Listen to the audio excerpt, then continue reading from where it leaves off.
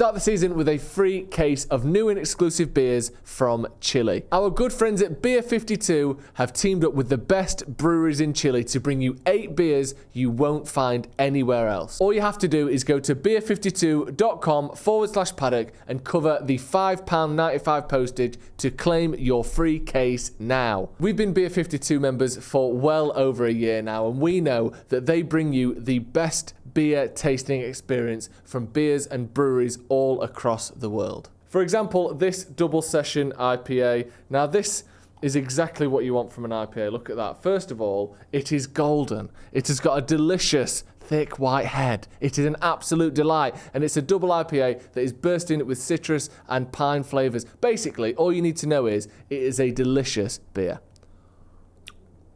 Great, actually. We've also got Almeida Beer Co.'s delicious Stavapiola, which is, let's be honest, it's an ode to the classic Pilsner starter Pramen, and it's everything you want in a lager. What do you want in a lager? Great question. You want delicious malt sweetness. You want balanced bitterness. Expect a robust head and fresh bread aromas. Everyone likes the smell of fresh bread. That's everyone on earth. It's literally the best thing since fresh bread. And also, if you don't like dark beers, you can just pick the light case. You also get a couple of delicious snacks as well in the box.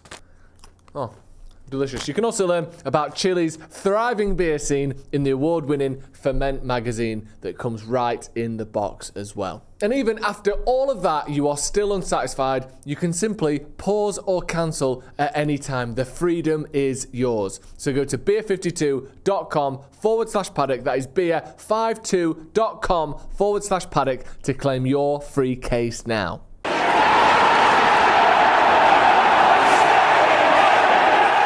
Hello and welcome to Stretford Paddock. My name is Joe, that is Stephen Howson, and today we are here to talk about Casemiro. He's been getting a lot of, coverage, good and bad, but mostly bad. We've seen Jamie Carragher in an article, and then on Monday Night Football, having a go at not just him, but United's tactics in midfield. It's not like Jamie Carragher. It's not like Jamie Carragher at all. We've seen a sort of just a general trend towards Casemiro's finished. When are people going to start having this conversation about Casemiro?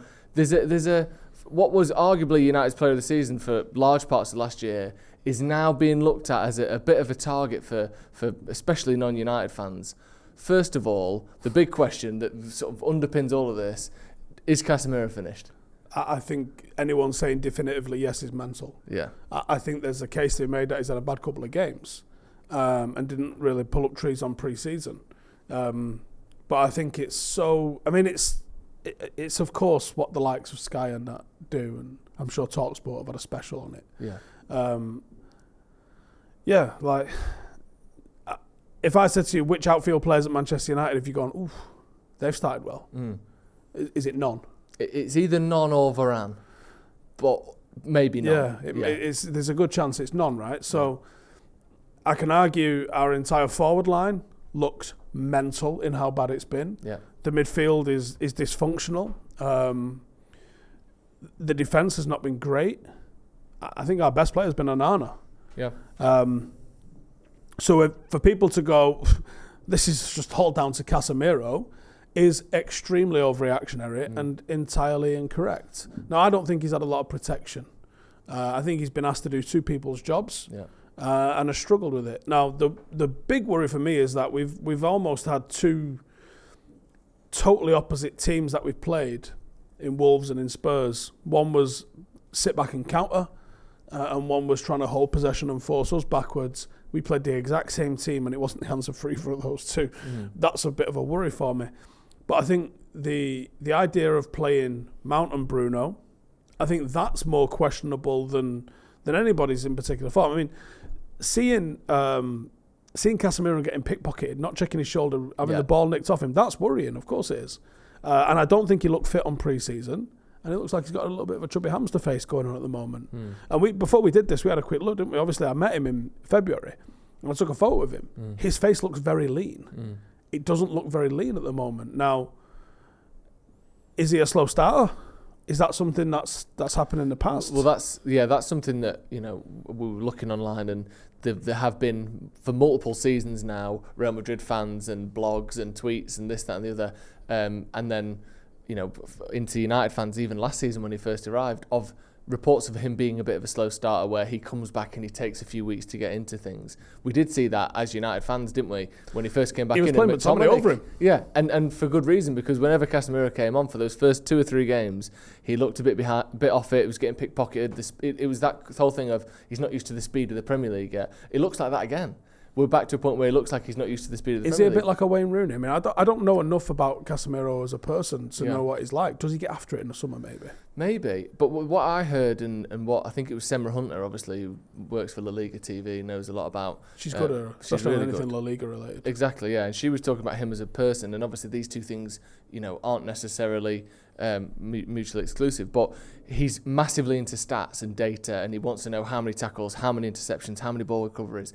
So you would maybe assume, maybe wrongly, that a player who's into that sort of thing would be into his fitness and his health and not letting go over the summer. So my instinct would be to say no, but then also you could just be dead into stats and still fancy a pie in June. Joe, I'm dead into stats. That's a good point. That is a good point. I just want to go back to something you said before about Mount and Bruno, because we've seen these stats, and it came up on Sky yesterday, and we'll go through it here again. They brought up a graphic that was dribbled past select midfielders this season. So they've picked, first of all, the list. This is fucking bullshit, by the way. Yeah. So on that list, you see Fernandes, Casemiro, and Mount all on there. Now, I will say, because we've got all as a top 3. Because we've got the full list of dribble past this season. Bruno Fernandes is the most in the league, so the fact that he's on there is fair enough. Casemiro is the 3rd most in the league, so fair enough. But there is also a big then jump between Casemiro everybody and Mount. who's had 5, which is about a page and a half's worth, I believe. Yeah. So for instance, Lucas Paqueta also had 6. Then we've got Jadon Anthony. I'm not going to go through all of it. Odegaard's on that list. There you go. Who's another attacking midfielder, like Fernandes, like Mount. He's on 5, which is more than Mount. Yeah. And this isn't a team that has, in some of the games that they've played this year, Arsenal have had basically 100% possession. Why is no one talking about, is Odegaard a defensive liability for Arsenal? Another two as well, because you could maybe say, oh, well, Odegaard's not doing the same job that Casemiro is. But when you see that Tonali and Guimaraes are both on 4, they are the defensive pivot for Newcastle. So I think it's been blown slightly out of proportion. And to leave those players out... That's so disingenuous. Yeah, that's almost to the point of it being lying. Yeah. Because selected midfielders this season, I saw that when we first looked at it and went, that's because you just assume no one would miss out every single player with 5 to try and make it look like United had the 3 most that had been dribbled against. That's fucking bullshit, Sky. Do better.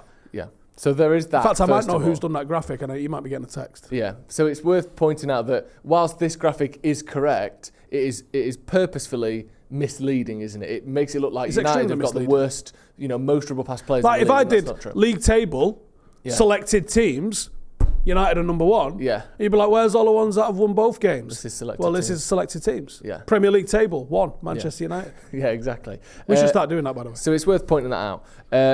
But just on this stat then, because obviously Casemiro is still the 3rd most dribble pass player in the league, which you don't want from your defensive midfielder. No, you don't. How much of it is him, and how much of it is the fact that I'm watching the games and I see him in a position where there's no one around him, the opposition is now turning to attack us, and he has to make the decision, do I drop back and be sort of 2-on-1 and try and work that out, or do I go to the man and try and cut it out before it becomes something? And we see him either get passed around or dribble past like that, because he has to make these decisions of like, I either drop back now or try and cut it out before anything happens. And it seems like he's going for the front foot option all the time. Is his lack of protection leading him into these situations where there's no good solution? Last year, he didn't get an awful lot of protection playing alongside Eriksen. He was clearly the guy that had to go close the ball down and do that sort of stuff. But Eriksen did play deeper. Mount's playing as a 10. Yeah. Now, what we're also getting is a weird consequence of Mount playing as a 10 is Bruno Fernandes is kind of on the right wing. Which I know that there's times that Ten Hag has used him in that position and he's been effective in that position. But if you're going to persist with playing Mount, and I don't know if we've got any other options at the moment, I think you need to move Bruno to be the 8. We saw it against Everton last year to brilliant effect. Yeah. Bruno's industry, his desire to constantly be at the centre of everything that's happening. I think him being an 8 alongside Casemiro, and being a little bit more just in position means that Casemiro now only has to cover the right-hand side of the pitch rather than the entire pitch. This is going to be skewed, I imagine, by the Wolves game, because the Wolves game was so fractured, so open. United was pushed so far forward, horrendous. And we were broke on so much that I imagine it's skewed by that a little bit. The Tottenham game was a little bit more stable, in memory at least. And we had moments where we actually had the ball and we weren't quite as open. I think that he looked totally, I mean, there was times, but he looked totally lost against Wolves. Yeah. And I think that's what probably skews this a little bit. But yeah, I think Mount has not adapted to the position correctly yet, or maybe we don't understand it yet, but it hasn't worked. United are a dysfunctional side at the moment. Now, you can excuse one game and say, okay, this might have been jet lag against Wolves. Well, it isn't jet lag a week later against Tottenham. There's obviously a problem here. And the fact we played the identical 11, that gives me a little bit of cause for concern. Now, I don't think this all swings on Casemiro's shoulders. I think what's obvious is almost like there is the back four, there is the front four, and it's kind of like Casemiro in the middle on his own. Yeah. And I think that the issue that you've got is, I guess it's a front five, innit? Mount's part of that. He's not part of it. So you've got Casemiro on his own, and when we're being transitioned on, we look bad. And that's what United have to get right, is we have to get the transition right. Are we going to press high? If we're going to press high, then you have to start introducing tactical fouls. There's a reason you don't see City get exploited like this, is because there's people in and around the area. There's a reason Pep plays his fullbacks inverted. You play your fullbacks as overlappers, which I think actually suits Luke Shaw the best, if I'm being honest with you. If you play your fullbacks as overlappers, when they do overlap, you've got potentially 7 people in the opposition half, or in the opposition final third, leaving only 3 people to defend. So when you get broke on in those situations, is someone going to pull a shirt? Is someone going to say something a bit snarky to the ref? Get the play stopped and then get everybody back in position. United aren't doing anything like that at the moment, and it seems dysfunctional. From the forward three, the decision making from them is mental. The decision making from the midfield three is mental, and some of the defending for the Spurs' first goal at weekend was shite. Yeah. Like the whole team has just collectively shit the bed at the moment, and I don't know why. And yeah, it worries me a little bit. We did see this last year. Can we explain what happened against Brighton and Brentford last year? And then it did click into gear and it was fine. I don't know if one player's going to solve that. I'm sure it probably will right itself, but I can't point at one thing right now and go, you fix that and this all just fucking goes away. Yeah. It's obviously going to be a lot of things and probably incrementally fixed as we go. Yeah, I think what you said about the fullbacks offering cover in the centre, because it seemed like we were trying that, weren't we? We saw Luke Shaw in this inverted situation, especially against Wolves, but he didn't seem to know what he was doing.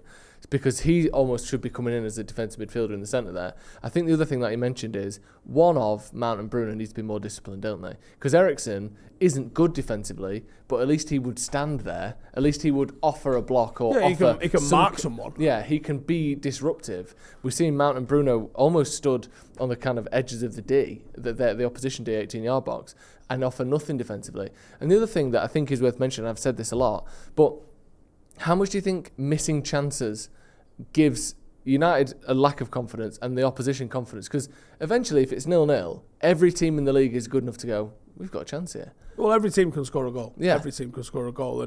And yeah, I mean, I was doing 5v5 yesterday, and Craig Mitch said that we totally dominated you. And I went, well, you didn't. Yeah.